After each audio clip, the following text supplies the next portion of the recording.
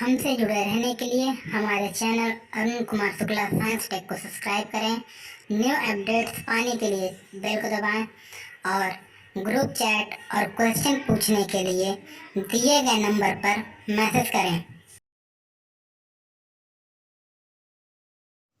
प्यारे बच्चों, आज हम लोग चर्चा करेंगे एंजाइम उत्प्रेरण के बारे में। एंजाइम कैटालिसिस, जैव रासायनिक उत्प्रेरक, बायोकेमिकल कैटलिस्ट।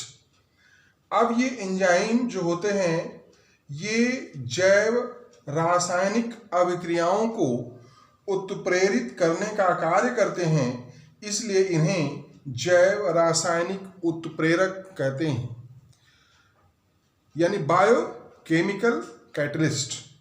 अब बच्चों, ये जो जैव रासायनिक अभिक्रियाओं को उत्प्रेरित करने का कार्य होता है एंजाइमों के द्वारा, इसे हम लोग एंजाइम उत्प्रेरण के नाम से भी जानते हैं। अब ये जो एंजाइम होते हैं ये क्या होते हैं? ये अजीवित होते हैं, अजीवित यानी नॉन लिविंग।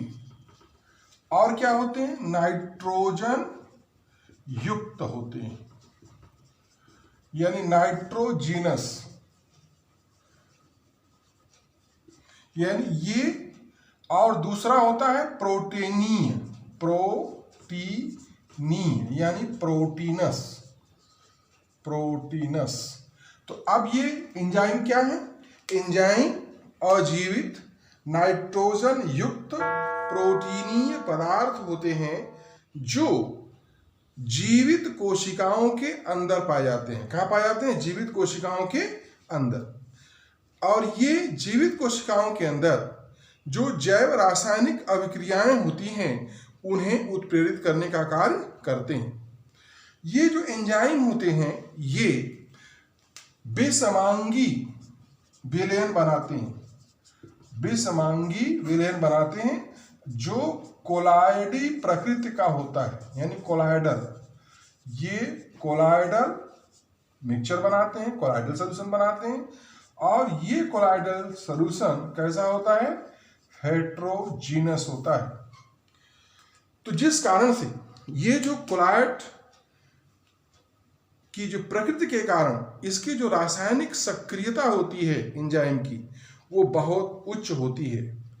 क्योंकि बच्चों, जब एंजाइम कोलाइडल नेचर में होता है तो इसका जो पृष्ठ क्षेत्रफल होता है, सरफेस एरिया होती है, वो बहुत बढ़ जाती है। ये जैव उत्प्रेरक के नाम से भी जाने जाते हैं। इन्हें हम लोग बायोकैटलिस्ट भी कहते हैं, क्योंकि ये जैविक अभिक्रियाओं को उत्प्रेरित करने का कार्य करते हैं। अभी हमने क्या बताया कि यह एक कोलाइडी विलयन बनाता है एंजाइम, यानी विषमांगी विलयन बनाता है। तो जो एंजाइम उत्प्रेरण है वो कैसा उत्प्रेरण हो गया? एक विषमांगी उत्प्रेरण हो गया, एक हेट्रोजीनस कैटालिसिस हो गई। ध्यान देना है, जो एंजाइम होता है चूंकि कोलाइडी विलयन बनाता है, तो इसका जो उत्प्रेरण होता है वो कैसा हो गया? एक विषमांगी उत्प्रेरण हो गया। अब बच्चों, ये जो एंजाइम है इसका जो दक्षता होती है बहुत उच्च होती है। यानी अगर एक अणु एंजाइम है तो ये लगभग 10 लाख अणुओं को अभिकृत करा देता है, यानी इसकी दक्षता बहुत ही उच्च होती है। ये विशिष्ट भी होता है। क्यों?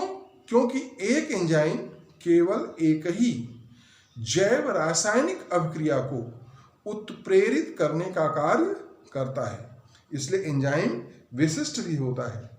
जैसे बच्चों, यूरिया का जब जल अपघटन होता है तो इसके लिए यूरिएज नामक एंजाइम सहायक होता है।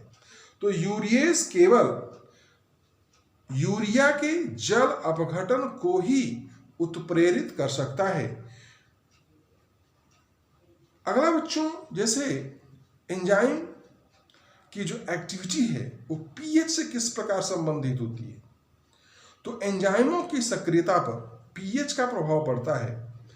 और बच्चों, एक चीज ध्यान रखना है कि एक निश्चित पीएच पर एंजाइमों की सक्रियता सबसे अधिक होती है, और वो जो पीएच होता है उसको हम लोग अनुकूलतम पीएच कहते हैं, ऑप्टिमम पीएच कहते हैं। तो एंजाइमों के लिए जो अनुकूलतम पीएच होता है वह 5 से 7 होता है, ध्यान देना है। अनुकूलतम pH इक्वल टू 5 to 7, यानी 5 से 7 के मध्य अगर pH है तो उस pH पर एंजाइमों की सक्रियता सबसे उच्च होती है। इसी प्रकार टेम्परेचर है, ताप, तो जो अनुकूलतम ताप होता है जिस पर एंजाइम की सक्रियता सर्वाधिक होती है वह 25 से 35 डिग्री सेल्सियस होता है। यानी एंजाइमों के लिए अगर टेम्परेचर 25 से 35 डिग्री सेल्सियस के बीच है तो उस पर जो एंजाइम होगा उसकी सक्रियता अधिकतम होती है। इसी कारण से इस टेम्परेचर को एंजाइम के लिए ऑप्टिमम टेम्परेचर या अनुकूलतम ताप कहते हैं। इससे कम ताप पर या उच्च ताप पर जो एंजाइम होता है उसकी प्रकृति नष्ट हो जाती है, क्योंकि एंजाइम प्रोटीन है।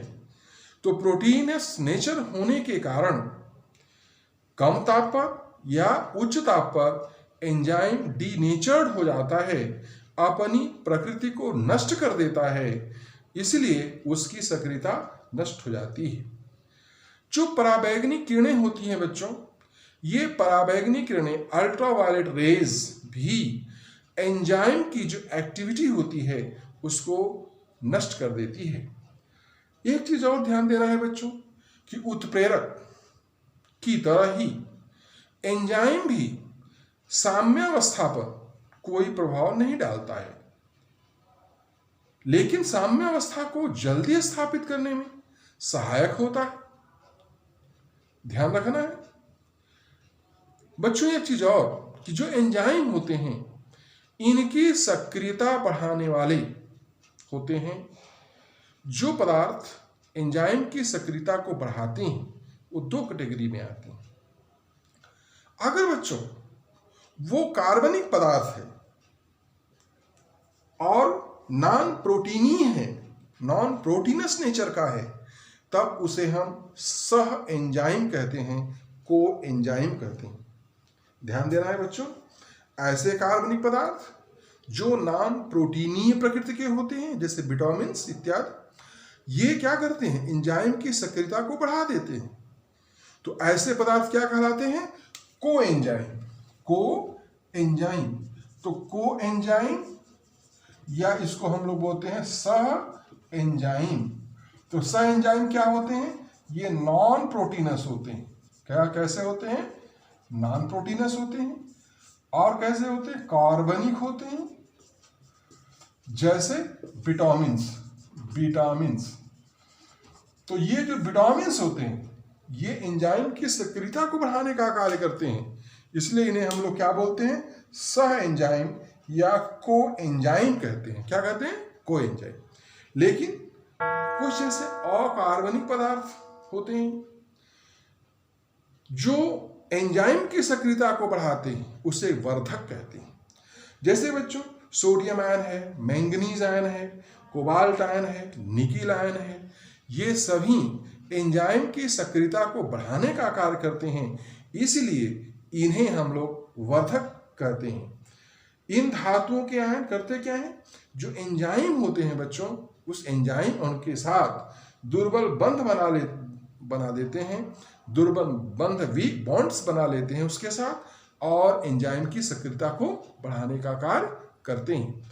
तो इस प्रकार से आपने देखा कि जो एंजाइम है वह एक ऑप्टिमम टेम्परेचर पर अधिक कार्य करता है, एक ऑप्टिमम पीएच पर अधिक कार्य करता है बच्चों। पराबैंगनी किरणें एंजाइम की सक्रियता को खत्म कर देती हैं, नष्ट कर देती हैं। और जो बच्चों को एंजाइम्स होते हैं, सह एंजाइम, जो नॉन प्रोटीनस होते हैं, कार्बनिक पदार्थ होते हैं, विटामिन्स, ये सक्रियता को बढ़ाने का कार्य करते हैं। और कार्बनिक आयंस जो होते हैं जिन्हें हम वर्धक कहते हैं वो भी एंजाइम की क्रियाशीलता को बढ़ाने का कार्य करते हैं।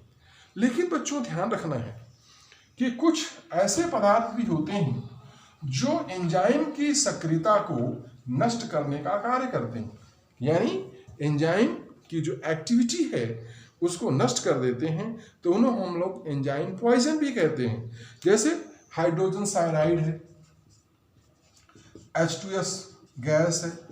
अब जैसे बच्चों ये हाइड्रोजन साइनाइड H2S गैस या जैसे कार्बन डाइसल्फाइड है CS2, ये सभी क्या करते हैं, एंजाइम की सक्रियता को नष्ट कर देते हैं। कुछ धातुओं के आयंस हैं, भारी धातुओं के आयंस, अभी हमने क्या बताया, कुछ धातुओं के आयन सक्रियता को बढ़ाते हैं, लेकिन भारी धातुओं के आयन जैसे बच्चों Ag+ है, Hg+ है, ये सब क्या करते हैं, ये एंजाइमों की सक्रियता को कम करने का कार्य करते हैं। कैसे करते हैं कार्य? ये बच्चों एंजाइम में उपस्थित जो सक्रिय समूह होते हैं उनसे क्रिया कर लेते हैं। जैसे एंजाइम में जो सक्रिय समूह होता है वो SH होता है, तो जैसे एंजाइम का सक्रिय समूह SH है तो इससे Ag जैसे प्लस है ये क्रिया कर ले, तो जब क्रिया कर लेता है बच्चों तो ये क्या बना लेगा, Ag बना लेगा और प्लस H+ निकल, तो ये सक्रिय समूह को ब्लॉक कर देते हैं। तो जब सक्रिय समूह को ही ब्लॉक कर देंगे तो क्या होगा, एंजाइम की जो एक्टिविटी है वो खत्म हो जाएगी, यानी उसकी जो उत्प्रेरकीय गुण है वो समाप्त हो जाता है। इसी प्रकार बच्चों जो विद्युत अपघट्य होते हैं वो भी एंजाइम को निष्क्रिय कर देते हैं। क्यों निष्क्रिय कर देते हैं विद्युत अपघट्य? क्योंकि अभी हमने बताया कि एंजाइम प्रोटीनी पदार्थ है, कोलाइडी प्रकृति के हैं, तो अगर ये प्रोटीनी पदार्थ हैं, कोलाइडी प्रकृति के हैं, तो अगर उसमें हम विद्युत अपघट्य मिलाएंगे तो क्या होगा, जो हमारा एंजाइम है उसका कोआगुलेशन हो जाता है, अस्कंदन हो जाता है।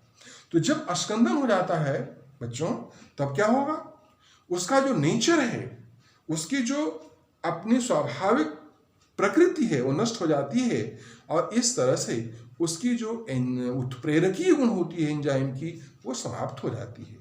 तो इसका मतलब क्या हुआ कि एंजाइम की जो एक्टिविटी है वह विद्युत अपघट्य के द्वारा समाप्त हो जाती है। विद्युत अपघट्य अगर उसमें हम लोग डाल दें ज़्यादा मात्रा में तो क्या करेगा, वो कोआगुलेट करा देगा एंजाइम को और एंजाइम की सक्रियता समाप्त हो जाएगी। अब बच्चों हम लोग बात करेंगे एंजाइम उत्प्रेरण होता कैसे। एंजाइम उत्प्रेरण के लिए बच्चों एक सिद्धांत दिया गया जिसको हम लोग ताला कुंजी परिकल्पना कहते हैं, लॉक की मॉडल कहते हैं। इसमें बच्चों ये जो लॉक एंड की मॉडल है इसको माइकल तथा मेंटेन ने दिया था। किसने दिया था?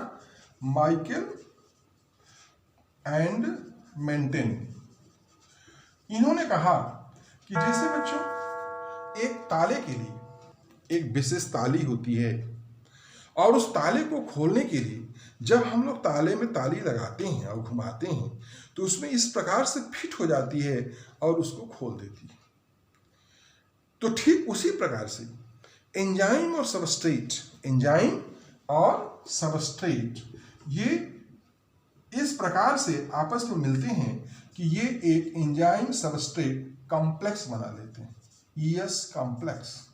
तो ये जैसे मान लीजिए कि ताली की तरह है और ये ताले की तरह सबस्ट्रेट है, तो एंजाइम और सबस्ट्रेट ताले और कुंजे की तरह मिल करके एक कॉम्प्लेक्स बना लेते हैं। फिर क्या होता है, ये जो एंजाइम सबस्ट्रेट कॉम्प्लेक्स है ये उत्पाद में परिवर्तित हो जाता है, P प्रोडक्ट, और ये एंजाइम स्वतंत्र रहता है। तो ये जो प्रोडक्ट है, उत्पाद है, ये तैयार हो गया और ये जो एंजाइम है ये अलग हो गया। तो ये एंजाइम फिर दूसरे सबस्ट्रेट मॉलिक्यूल के साथ, दूसरे सबस्ट्रेट अणु के साथ मिलकर के पुनः एंजाइम सबस्ट्रेट कॉम्प्लेक्स बनाता है और इस प्रकार से ये बहुत सारे सबस्ट्रेट मॉलिक्यूल को, अभिकारी अणुओं को उत्पाद में बदलने का कार्य करता है। अब बच्चों जो एंजाइम होते हैं उसमें कुछ समूह होते हैं जो जैसे कार्बोक्सिलिक ग्रुप है, हाइड्रोक्सिल ग्रुप है, एसएच थायाल ग्रुप है, NH2 ग्रुप है। तो ये बच्चों सक्रिय केंद्र कहलाते हैं। क्या कहलाते हैं? सक्रिय केंद्र कहलाते हैं। कौन कौन से ग्रुप? कार्बोक्सिलिक ग्रुप COOH, जैसे thiol group SH, alcoholic group जैसे OH, अमीनो ग्रुप जैसे NH2। ये क्या है? These are the active centres. और इन्हीं एक्टिव सेंटर्स पर आकर के सबस्ट्रेट मॉलिक्यूल फिट होते हैं, यानी कि ताले कुंजी की तरह। और इस प्रकार से ये बहुत सारे सबस्ट्रेट मॉलिक्यूल को बच्चों उत्पाद में बदलने का कार्य करते हैं। तो इसको हम लोग कौन सा परिकल्पना कहते हैं? लॉक एंड की मॉडल कहते हैं। और इस लॉक एंड की मॉडल को किसने दिया था? माइकल एंड मेंटन ने। ठीक है, धन्यवाद।